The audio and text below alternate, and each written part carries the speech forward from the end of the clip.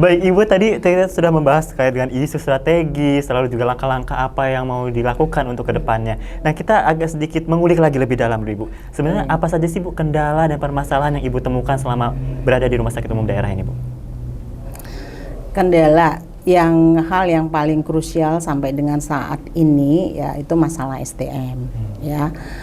Otomatis kita kan selalu terus nih progres nambah pelayanan, kemudian jenis pelayanan, tetapi perawat kita yang bertambah tuh sedikit. Memang di sini tenaga antara bidan dengan perawat itu hampir sama, sedangkan kalau di rumah sakit mungkin tenaga perawat yang lebih dominan dibutuhkan. Kalau kemarin dari hitung-hitungan kita nih ya, dan saya juga sudah pernah melaporkan ke Pak Bupati, kurang lebih kita masih butuh sekitar 30 orang perawat lagi.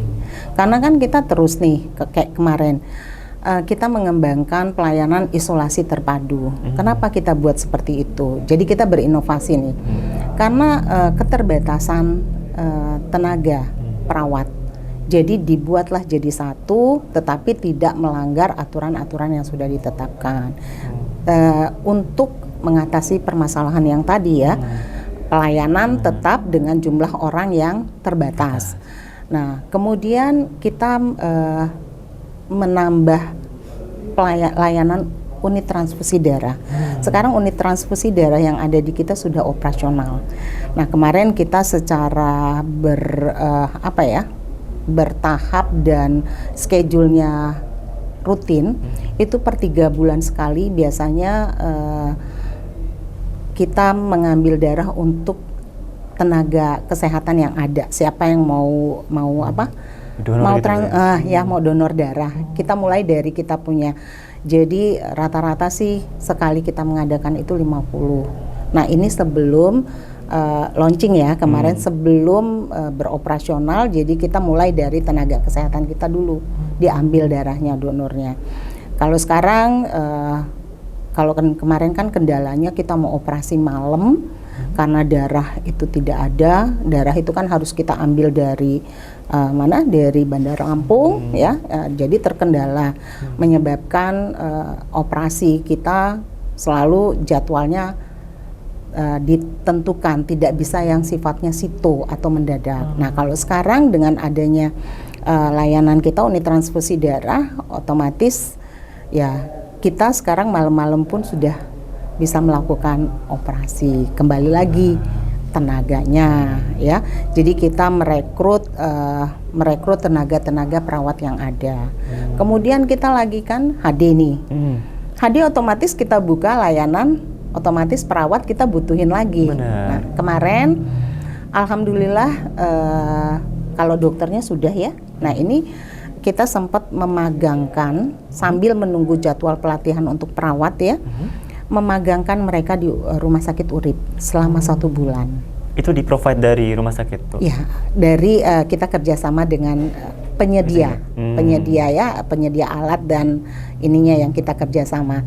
Nah, kemudian per hari ini kita magangkan lagi tenaga kita, baik dokter maupun perawat, ada jumlahnya 3 orang, untuk mengoperasionalkan alat, karena alat HD kita dengan Rumah Sakit Bob Bazar itu sama. Makanya mereka kita magangkan lagi di sana selama 2 minggu. Jadi kendalanya saat ini ya, jadwal pelatihan untuk tenaga HD perawat itu baru ada Juli. Jadi inilah yang menyebabkan kita tertunda untuk memberikan pelayanan. Kalau alat semuanya udah siap. Nah, tinggal alhamdulillah dokter sudah nih, kita masih menunggu perawat. Mudah-mudahan begitu dibuka bulan Juli mereka pelatihan, kita udah bisa running. Oke, semoga ini segera terrealisasi ya Bu ya. Lalu selain tadi kan ada inovasi isolasi terpadu segala macam Bu. Nah, mungkin Ibu bisa cerita juga Bu, inovasi-inovasi apa aja saja sih yang udah pernah dilakukan di Rumah Sakit Umum Daerah? Oh iya, ini baru-baru ini ya melalui Pak Bupati ya. Kita diberikan jalan, kemungkinan mudah-mudahan dalam waktu dekat kita mendapatkan bantuan generator oksigen. ya. Nah, generator oksigen dengan adanya ini otomatis ruang ICU segala macam itu bisa oksigen bisa dialirkan dari situ. Kendala kita kemarin kenapa ICU belum running, karena kita belum punya satu generator oksigen yang terpusat. Jadi syaratnya itu memang harus ada generator. Insya Allah akhir Juni kabar baiknya seperti itu. Waduh, ini sangat ditunggu dan dinanti-nanti dong Bu pasti untuk seluruh masyarakat di Pesawaran karena biar nggak jauh-jauh lagi dong Bu ya. Kita punya tadi alatnya sudah banyak, udah mumpuni, tinggal menunggu SDM saja nih tadi ya Bu ya. Baik, selanjutnya mungkin ada pesan-pesan nggak sih Bu sebelum kita mengakhiri sesi hari ini untuk pemerintah daerah mungkin terkhususnya harapannya untuk rumah sakit umum daerah? Ya, harapannya selama ini kan kita membangun trust rumah sakit itu dimulai, mungkin saya bekerja ya dari boleh dikatakan dari nol ya, saya membangun, hampir tidak ada masyarakat yang percaya terhadap rumah sakit kami. Alhamdulillah sekarang masyarakat juga sudah mulai banyak kunjungan-kunjungan pasien, dari tahun ke tahun itu peningkatannya signifikan. Ya, ini otomatis income rumah sakit juga bertambah.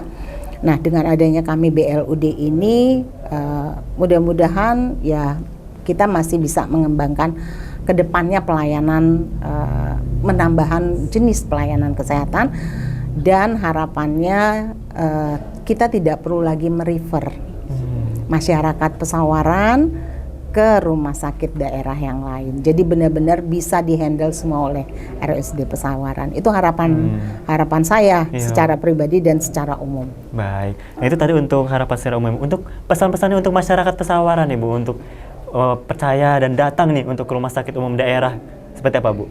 Ya. Sekarang kita sudah punya kemudahan, masyarakat ya tidak harus datang ke rumah sakit langsung, tetapi bisa secara online mendaftar.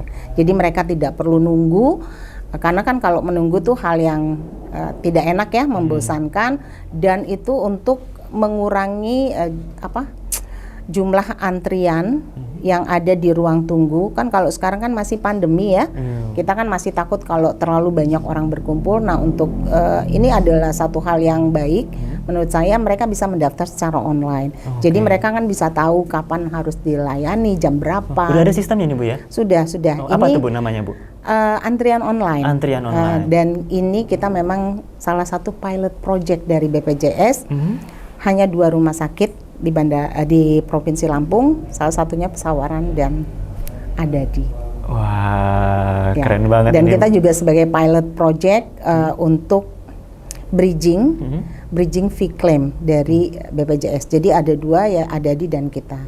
Waduh, ini berarti Kabupaten Pesawaran menjadi pilot project untuk BPJS ini luar biasa sekali ya Bu. Boleh sedikit ceritakan Bu, seperti apa prosesnya untuk kok bisa Kabupaten Pesawaran yang dipilih?